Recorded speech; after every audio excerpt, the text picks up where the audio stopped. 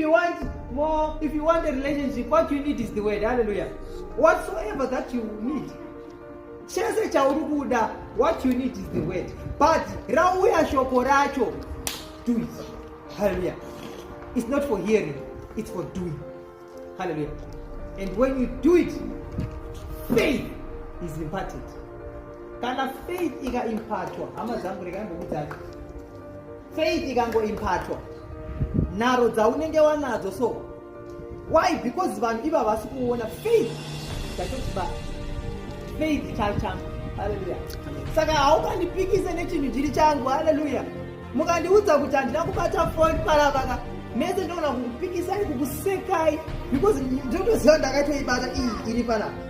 Inimi kuti hamusi kuiona, that is your business. Hallelujah. So faith ndatochibata. Hallelujah. It is mine. Why? Because ndaita shoko.